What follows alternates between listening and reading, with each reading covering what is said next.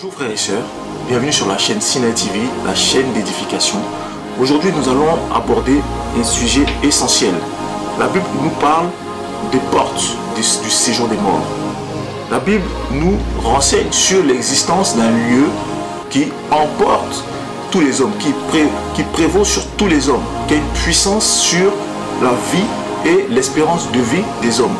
L'Esprit va nous conduire dans la parole et nous allons savoir plus sur ce séjour des morts qui terrorise en fait les hommes. Et le Seigneur nous a avertis sur la puissance de cette force qui aspire même tout homme en fait dans une prison spirituelle et qui retient les hommes captifs. Matthieu chapitre 16 au verset 18, le Seigneur dit: et moi je te dis que tu es Pierre, et sur ce roc je bâtirai mon église, et le séjour des morts ne prévaudront point contre elle. Donc le Seigneur nous met en garde contre cette puissance qui atteint tous les hommes. D'où nous vient cette puissance? Pourquoi cette puissance retient la vie des hommes? Cette puissance tient son origine depuis le jardin. Dans Genèse chapitre 2, le Seigneur dit: Adam, tu pourras manger tous les arbres du jardin, mais quant à l'arbre de la connaissance du bien et du mal, le jour où tu en mangeras, tu mourras certainement. Adam n'avait pas connaissance de l'existence de ce lieu. Adam n'avait pas connaissance de la puissance de ce lieu. Adam ne pouvait s'imaginer que ce lieu pouvait à tout moment l'aspirer. Adam ne pouvait s'attendre à être confronté à une puissance qui pouvait mettre fin à ses fonctions vitales. Le Seigneur nous dit: tu es Pierre, et sur ce roc je bâtirai mon église, et les portes du séjour des morts, les portes du séjour des morts. Ces portes existent, et ces portes chaque jour recueillent des âmes. Chaque jour ces portes aspirent des êtres humains. Chaque jour ces portes brisent le rêve de beaucoup. Ces portes, à l'heure où je vous parle, beaucoup sont aspirés par cette porte-là. Et le Seigneur nous dit que ces portes-là ne prévaudront point sur l'église. Ces portes n'auront aucune puissance sur l'église. L'Esprit nous envoie dans Luc 16, à partir du verset 19, on nous parle ici de deux hommes, d'un homme riche et de Lazare, un homme pauvre. Le riche, chaque jour, organisait des festins. Et le riche vivait dans l'opulence. Mais Lazare était couché près de sa porte. Le pauvre quémandait chaque jour. On nous dit que les chiens même venaient lui lécher ses ulcères. Mais un jour, on nous dit que ces deux protagonistes moururent. On nous dit que le pauvre se retrouva dans le sein d'Abraham et le riche dans le séjour des morts. Donc nous voyons ici l'existence de ce lieu. Personne ne peut échapper à ce lieu terrible dont le Seigneur nous a mis en garde de son existence. Lazare n'y a pas échappé. Ce riche n'y a pas échappé. Au verset 22, le riche mourut et fut porté par les anges auprès d'Abraham. Le riche mourut également. Au verset 23, dans le séjour des morts, on nous parle d'un séjour. De ce même séjour des morts qui ne prévaudra point contre l'église. On nous dit que dans ce lieu, le riche était en proie à des souffrances, à des supplices. Il ne s'attendait pas à l'existence d'un lieu qui pouvait le retenir captif. Malgré ses richesses sur la terre, malgré l'opulence dans laquelle il vivait, il était captif dans un lieu qui le retenait. Il pouvait vivre chaque jour, chaque minute, chaque seconde dans la souffrance, dans les supplices. Et il s'écria: Père Abraham, aie pitié de moi, envoie Lazare pour qu'il trempe le bout de son doigt dans l'eau. On voit ici que ce riche qui vivait dans l'opulence quémandait même de l'eau. C'est-à-dire que dans ce lieu, l'opulence qu'il vivait n'a aucune puissance. L'opulence qu'il avait, cette richesse-là, ne l'a pas suivi dans ce lieu. Et même une goutte d'eau, d'accord, avait une valeur inestimable.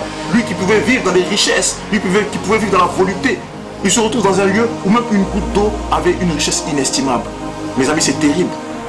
Ce lieu existe bel et bien. Abraham répondit, nous sommes au verset 25. Mon enfant, souviens-toi que tu as reçu tes biens pendant ta vie. Donc dans ce lieu, la capacité de se souvenir, de se rappeler de tout ce que nous avons pu vivre sur terre et reste intacte. Nous avons la capacité de penser, nous avons la capacité dans ce lieu d'interagir avec son environnement. Malgré la souffrance, le riche se souvenait de sa vie. Abraham lui dit: souviens-toi de la vie que tu menais sur terre. Sur terre, tu vivais dans l'opulence. Sur terre, tu vivais dans la volupté. Et maintenant, tu souffres. En plus, il lui dit au verset 26, de plus, il y a un grand abîme entre nous et vous, afin que ceux qui voudraient passer vers ici ne le puissent pas le faire. Il y a un grand abîme. Ce lieu est séparé. Ce séjour des morts est séparé. Il y a un lieu de souffrance et un lieu de repos. Mais malheureusement, le riche se retrouve dans ce lieu de souffrance. Envoie Lazare dans la maison de mon père, car j'ai 5 frères, pour qu'il leur atteste l'existence de ce lieu. Envoie Lazare dans la maison de mon père.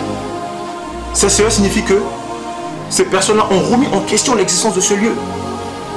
Le riche a remis en question l'existence de ce lieu. Ses frères ont remis l'existence de ce lieu. Mais il est trop tard. Et il leur dit, envoie Lazare dans la maison de mon père. Pendant que toi également, tu as reçu l'évangile. Nous t'avons prêché l'évangile. Il dit, je suis le chemin, la vérité et la vie. Nous venons au Père en passant par moi. Je suis le chemin. Il est le chemin. Et tu as reçu le message du salut. Et comme le riche, tu refuses chaque jour. Comme le riche, tu refuses d'entendre, d'accord, celui qui parle du haut des cieux. Chaque jour, tu remets au lendemain ton appel. Tu repousses au lendemain cette parole-là qui pourrait te donner, cette nourriture-là qui pourrait te donner la vie éternelle. Il dit, envoie Lazare dans la maison de mon père. À chaque instant, chaque homme se retrouve dans ce lieu, crie, oh Père Abraham, envoie quelqu'un dans la maison de mon père, envoie quelqu'un dans la maison de ma tante, envoie quelqu'un dans la maison de mon fils, envoie quelqu'un dans la maison de mon père ou de mon grand-père. Parce que toute personne se retrouve dans ce lieu, garde des souvenirs, pense chaque jour, ces personnes-là pensent à vous, ils sont pris par des remords, ils regrettent chaque jour de ne pas avoir accepté le Seigneur. Chaque jour, cet appel qu'ils avaient reçu, cet appel au salut qu'ils ont repoussé, mais ils ne peuvent pas s'attendre que le séjour des morts pouvait les aspirer. Chaque jour, ils pensent à vous. Ces morts retenus dans le séjour des morts pensent à vous et ils implorent le Seigneur. Ils implorent le Seigneur pour que vous aussi, vous ne veniez pas dans ce lieu. Mais le salut est personnel. Nous sommes au verset 29. Abraham lui répondit, ils ont Moïse et les prophètes, qu'ils les écoutent. Et moi je te dis aujourd'hui, qu'ils ont Moïse et les prophètes, ils avaient Moïse et les prophètes à l'époque, mais maintenant, nous avons l'évangile. Nous avons, le Seigneur l'a dit, il a donné les uns comme apôtres, comme docteurs, comme prophètes, comme évangélistes, comme pasteurs. Dans Éphésiens 4, 11, ils ont les docteurs qui les écoutent, ils ont les prophètes qui les écoutent, ils ont les pasteurs qui les écoutent, ils ont des évangélistes qui les écoutent. Malheureusement, beaucoup ferment l'oreille à l'évangile. Beaucoup refusent d'entendre le message du salut. Le riche dit, non Père, mais si quelqu'un vient de chez les morts vers eux, ils se repentiront. Mais là encore, le riche remet en question la parole d'Abraham qui leur dit, ils ont Moïse et les prophètes. Parce que même si une personne ressuscite, cela ne leur apportera pas la conviction. Parce que là on dit que la foi vient de ce qu'on entend. Et ce qu'on entend vient de la parole de Dieu. Ils ont Moïse et les prophètes qui les écoutent. Et il leur dit, même si quelqu'un venait de chez les morts, ils ne se repentiront pas. Parce que la foi est une conviction. Est une conviction. Le Seigneur dit que le Saint-Esprit convaincra le monde en matière de péché, de jugement. Donc le Saint-Esprit est censé convaincre le monde du jugement. Qu'il y a un jugement qui va s'abattre. Mes amis, le Seigneur dit à Pierre, tu es Pierre et sur ce roc je bâtirai mon église et les portes du séjour des morts ne prévaudront point contre elle. Le séjour des morts n'a aucune puissance sur l'église. Toi aujourd'hui qui refuses, d'accord, de faire partie du corps de Christ, le séjour des morts prévaudra sur toi. Le séjour des morts aura une puissance sur toi. Là aujourd'hui, pendant que tu entends ce message, accepte le Seigneur dans ta vie. Il est le chemin, la vérité et la vie. Et il a dit que celui qui boit de cette eau n'aura jamais soif.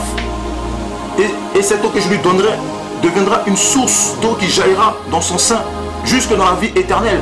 Ici, le Seigneur vient t'offrir la vie éternelle. Ésaïe 53 dit que le châtiment qui nous redonne la paix est retombé sur lui. Le châtiment qui te donne la paix. Là où tu t'es condamné, Christ a pris ton châtiment. Il a pris ton châtiment. Reçois-le. Reçois-le. Et les portes du séjour des morts ne prévaudront point sur toi. Il y a un jugement. Christ est le chemin, la vérité et la vie. Shalom, sois béni mon frère.